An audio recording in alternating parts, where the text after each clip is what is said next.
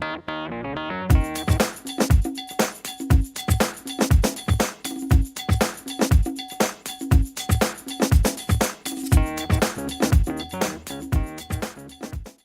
this is Dr. Paul Hannig, and I'm going to have a little discussion here with one of my colleagues, Reisa Hannig, who is a fully qualified and certified counselor, coach, and total feeling process facilitator. I want to apologize ahead of time because we're recording this particular interview on my webcam camera, and you can probably see there's a delay in the speech. So if you're trying to read my lips, it's going to be quite confusing. This is a first attempt and it's an experiment.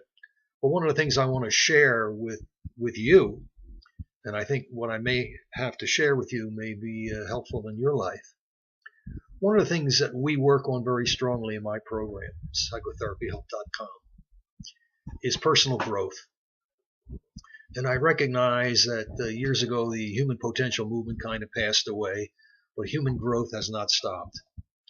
So there's several different areas that I think we cover. I'm not going to be able to mention all of them today. One of them is personal growth, and the other is relationship growth, and the third area would be career growth. And of course, you can include other categories in it, like spiritual growth. But we deal a lot of times with pain, well, different kinds of pain. And the total feeling process, the deep feeling process, is a way of getting access to your deeper self. And by doing that, if you are committed to that type of program, you can really resolve a lot of old issues. And I want to say this right from the very beginning. If you are carrying around inside of you unconsciously a lot of old issues, a lot of old unresolved pain, they are going to come up in symbolic forms and be acted out, and you will project them onto other people and other situations, and you'll be repeating old patterns. So you'll be faced with a choice that becoming aware. If you become aware with those old patterns, you can resolve them. The second area that we really focus on is on relationships. I'm a licensed marriage and family counselor, a clinical mental health counselor. In my practice, I use altered states of consciousness, guided imagery, hypnosis, neuro-linguistic programming, deep feeling processes, and we look for effective strategies for resolving problems and difficulties. A lot of times people come to me with relationship problems. That's very prevalent nowadays.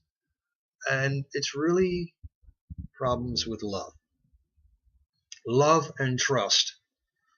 And we have methods, we have techniques, approaches that allow you to build relationships on a very firm foundation of trust.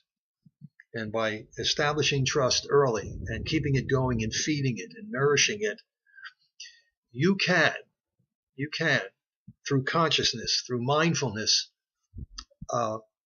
relate to your partner with 100% trust and receive that in kind in return. And we have techniques for helping develop that. First, you have to take an assessment. If you are involved in a serious relationship, just give a number, a percentile number of how much do you trust your partner? How much do you trust yourself? If you only trust your partner 20%, you're going to have a relationship filled with problems.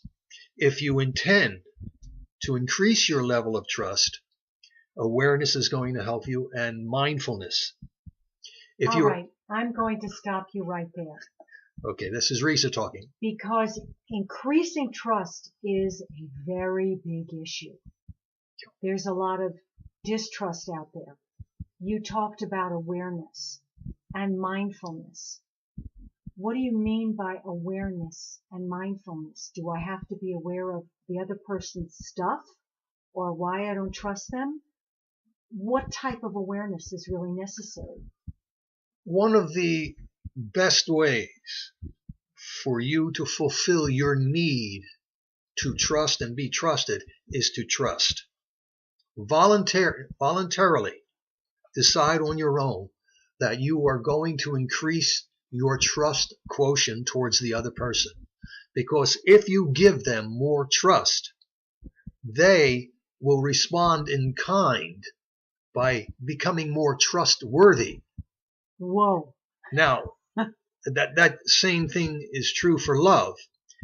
Many of us live in a pothole where we think we need love, and that's a myth. What we really need is to be able to give love, to love, because for some reason the universe, in my belief system, is created in and out of love. Therefore, we have within us unlimited capacities to love. We are universes of love. But if you put yourself in a deficit position and you operate out of I need love, you're going to play all kinds of games that could be disastrous to your relationships. So, if you want love, give it. But don't give it expecting to get love back or becoming attached to the outcome of getting love back. You are giving love because that is who you are. You are a loving person. And it fulfills your need to love others. All right, do you have any questions about that? I know that's confusing and paradoxical. That's exactly what it is paradoxical. And someone's going to ask me, well, wait a minute. I need more love from my partner. And you're telling me if I'm not getting that kind of love, that in order to get what I want, I have to give more, but I've given a lot already. Listen to your reasoning. Listen exactly to your reason. You are conditionally saying, I need love from you, and all I do is give, and I get nothing in return. The position you need to take is one of strength, one of stability, where you're comfortable enough within your own skin, your own body, your own self, where you contain enough self-love that you have just so much more to give, and you don't really need to receive it. However, if you do receive it, it is a wonderful gift. And that means that you are fully connecting to your partner. Let me give you an example. Okay. I have 3 sons. I don't need them to love me. I don't make them into objects to satisfy and fulfill my need for love. What I need is to love them because they need love and they want to feel that their father loves them. So I shower them with all the love I have inside of me. And there are no conditions. I love them just because they are. They exist. They're in my life, and my job is to love them. Now, because I give them all of that love, and I don't require that they return that love, guess what? We connect. And in that connection, you have the universe, the capacity for a fully loving relationship, a loving family. Now, if you apply that to a love relationship between, man and female or male and male, whatever kind of loving relationship you want to be in, if I decide in my heart and soul that I am going to love you no matter what, unconditionally, that there's nothing you can do, there's nothing you can say that is ever going to stop me from loving you. What I have done is I have made myself available. I have made myself strong. I've taken a position of presence. I am here. I am available. You can say anything you want to me because you may need to ventilate it. I am open to receive it without judging you or punishing you. The one thing you can be sure of is that I love you 100%. Now, you can say to me, I love you every day. And that's very good because you're confirming for yourself. You're making that affirmation to continue your expression of love towards me. And that's very good. That's an affirmation. I love you, I love you, I love you. But by the mere mentioning of the word, the uses of the word, language is extremely important. In the unconscious mind, the subconscious, whatever it receives, it takes figuratively and literally. What happens in those relationships where love is not accessible? What causes the lack of access to love? Okay, if you are emotionally closed down, I'm talking about you sooner or later are going to be trouble. There is a reason you are emotionally closed down.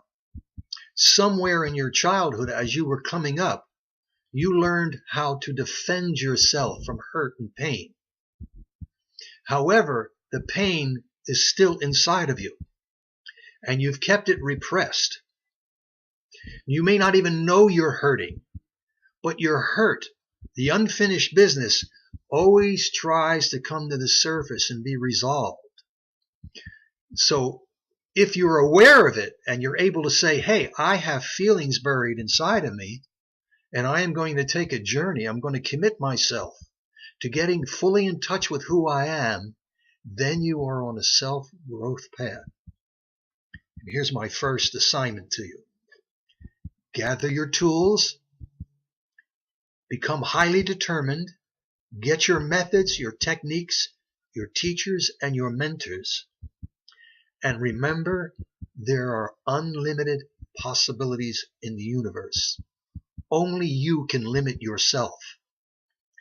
Life is about personal growth and relationship growth. You are never done growing. Never done. The minute you say, I'm finished, you have put yourself in a somewhat stuck position, and your body will tell you, I'm going to make you regress until you wake up. And once you wake up, you discover there's more about you that's so much more fascinating, so much more beautiful, so much more incredible. If only you'll take the time, important, take the time to sit down, to lie down, and look deep inside of yourself and make every effort to connect with your deepest, deepest truth. And that universe inside of you will reveal things to you that are absolutely marvelous, beautiful, magical, mystical. How does that sound to you? How does that journey sound to you? The journey sounds marvelous. And we also, at our website, Psychotherapy Help, at www.psychotherapyhelp.com, have a video about the deep feeling therapy process. You know, some of the comments, it's a very powerful video, it's very dynamic, and it does show me, Reisa, feeling. Now, I've done a lot of feeling work, so I am very loud and very full feeling, and that has in many ways frightened away people. They go, oh, I can't do that. But you know that when people start the deep feeling process, it's a slow unfolding of feelings, and it takes time to get to that level. All right, so what would you say to those people? I'm going to respond exactly to what you said about 36 seconds ago as you went rolling on. You said the word frightened. Fear. Fear, fear, fear stops you. Stops you from exploring something that could be extremely beneficial to you, could save your life, could transform you from the inside out, make you more proactive than reactive, give you happiness and fulfillment. So what you need to do is recognize that that fear is really energy. Now, if you turn that energy into something constructive rather than sitting and wallowing in the fear, because fear will paralyze you and keep you stuck. But if you take that fear and you say to yourself, I acknowledge that I am afraid. However, whatever I'm afraid of is important. Why am I afraid of that?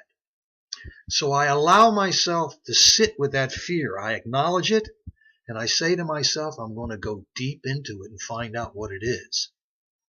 Now, one of the tools that I use is certain kinds of music. Now, everybody has musical networks in their brain. And there are certain kinds of frequencies that if you get the right kind of music, your brain will open up pathways to your deeper, deeper self. So if you take that strain of fear and you acknowledge it and you work with it, I am afraid. I am afraid. I am afraid. I'm afraid. Your body starts to respond to it and wants to give you the answer, because you're saying to your body, I trust you to give me the truth. I'm going to allow myself, listen to this, this is so critical. I am giving myself permission to feel. And you know something, in my therapy that I do with people, one of the greatest gifts that I give them is the permission to feel, because nobody ever gave them permission to fully feel. Oh, you can have superficial feelings, you can talk about your feelings, but having your feelings to the deepest and highest levels takes you to realms of consciousness. It takes you to realms of reality that can completely transform you from the inside out. So use your fear, acknowledge it, it's an energy, take it deep. And I also teach techniques for how to use that statement, that acknowledgement of the fear, to put your body in that state. Instead of running away from the fear, you face it and you become stronger. You become more real. Now, if you run away from your fear, you learn how to run away. You learn how to withdraw. Now, there are times when that's appropriate. However, when you are withdrawing from certain situations, you are disempowering yourself. You're making yourself helpless. You're taking away your own strength. You're also removing your presence from a situation where you could be able to become stronger and more effective in how you cope. Now, let's say you are coming to me with a lot of repressed pain. You're going to be troubled. You need to dump that pain somewhere. You don't know the source of it. You don't know the origin of it. All you know is you're looking at my face. You are looking for a trigger. So what you do is you use whatever I give you as a trigger, and you dump, you throw stuff, a lot of hostility, and maybe even a lot of craziness at me. Now, I have two choices. Either I deal with it, or I don't deal with it. Or I deal with it, or I deal with it. You don't try to deal with it. Trying doesn't deal with it. You either deal with it. Now, you either deal with it within yourself, or I deal with it within myself, or I deal with it in the relationship. Now, I said to you before that love is an enormously powerful force. And if you're in a relationship that still has some hope in it, and it can be rehabilitated, it pays you. It's in your best interest to find ways to try to rehabilitate that relationship, to bring the love back into it. Now, I'm not trying to extract love from you. What I am going to do is I am going to make myself present and allow you to ventilate all of the feelings that you have inside of you, whether they're irrational, crazy, or whatever. I need to be there so that you can get that out of you. and love you in return. Love you and love you and love you. That's a commitment. I am going to love you no matter what. I am going to love you for all eternity. That's my commitment. I am going to love you forever. Not because of anything you need or demand. It's because of who I am. I have a reservoir. I have a notion. I have a universe of love in me, and I need to express it. Now, if I put myself in the position of, oh, I need your love, I need your love, I need to place that need in the right place. Maybe it's not from you I need that love. Maybe I needed that love when I was a child and I didn't get it. I was deprived. I was neglected. I wasn't told enough. I wasn't hugged enough. I was abandoned, deserted, maybe mistreated. I can go back and feel that. By going back and feeling those emotions and letting them out, I am showing myself love. I care enough about myself. And once I care enough about myself, I can care about you. I've also found, I hear you and I agree with you. I've also found that when you feel those feelings, you take away the roadblocks to love that you've put up because one was so incredibly hurt when little. And once those roadblocks are dispersed, dispelled, felt, integrated, love is phenomenal. It just flows. It just flows. You just spoke metaphorically. Now let me use the metaphor that you just gave me, and I'll show you how one of my systems work. I did relax deeply. Just take a deep breath and imagine you're traveling on a road and you want to get somewhere. You're really anxious to get somewhere because you anticipate something so wonderful is going to happen. Perhaps you're going to meet somebody. You're going to come across an old friend, maybe see one of your children or a family member. You're looking forward to that. And all of a sudden, there's a collision up front. There's a roadblock. The roadblock is stopping you on your journey to see someone or something that's going to make you very happy. Now, all of a sudden, you're picturing that, aren't you? You are seeing that. Now, I'm speaking to you metaphorically. Now, notice how you feel when you're facing that roadblock. You become frustrated. You become impatient. You even become angry. Perhaps you even start swearing and cursing at the people up front, at the fates. You start yelling and screaming and shouting. You've been roadblocked. You've been frustrated. So what do? What do you do? How do you solve that? You clear the wreckage. You clear the wreckage. You clear the wreckage, or you circumvent it to get to your destination. You get to your destination. Your destination is to connect. And that brings in the other word that you mentioned, which was mindfulness.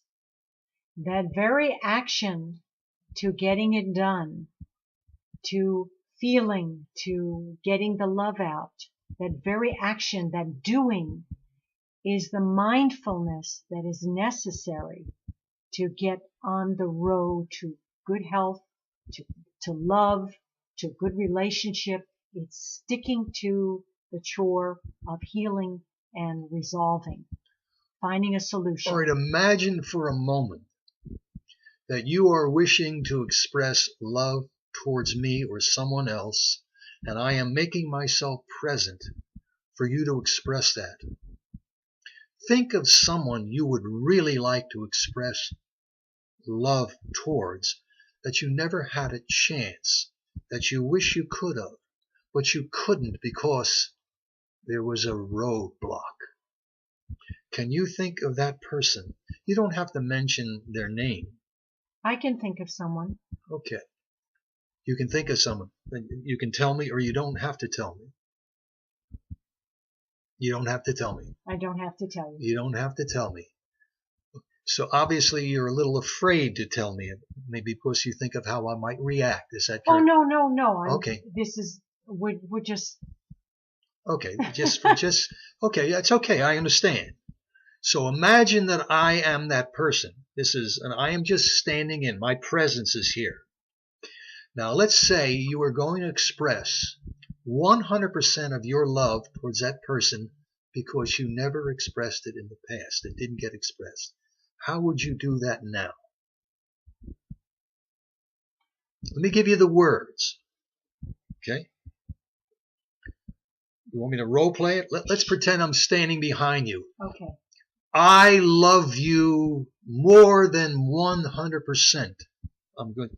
Let's hear you. You're shaking your head. I see you're doing that. Yes, it's I love you more than 100%. I have always loved you, even when it seems like I did not. You were always the center of my heart. I love you dearly. I love you now. I've loved you always. I will always love you. And you can count on that from me. All right, now what if I told you to straighten up your shoulders and take a deep breath? Take a deep breath and express it as strongly and as fully as you can so they can hear it in the next town. Supposing I told you to do that, I suggested that to you. Would you do that right now? Yes, I love you. I love you now. I loved you then. I love you forever. You are my heart and soul. I want you to hear me, and nothing will ever change that. Damn it, I love you. You have no idea how much I love you. I love you till the end of time. I love you, and you never have to question my love. Exactly. You see, I put a lot of power into that. Mm-hmm. Now, you have that power already inside of you. Correct. Now, if you opt to stay in a helpless place, a place where you are powerless, you have falsified yourself. You have told yourself the wrong thing. You're saying I'm powerless and weak, when I just gave you permission to express it in a very powerful way. So where did that power come from? It had to be inside of you. Mm-hmm. So I'm telling you, you are an extremely powerful person. You have an enormous amount of power in you. You can express that love in a very powerful way. And it felt very powerful. And as I expressed it loudly, I felt more connected to it. Yeah. And you also felt more energized. Right. I felt more energized and I felt more resolute. Resolute. Absolutely. Okay. Energized, resolute, empowered, and now you are a love machine. You are a monster of love. I am a monster of love. You are a monster of passion. You are a monster of lust. You are lustful. You are powerful. You are magnificent. Wow, I love it. This is Dr. Paul Hannig. I'll be talking to you soon.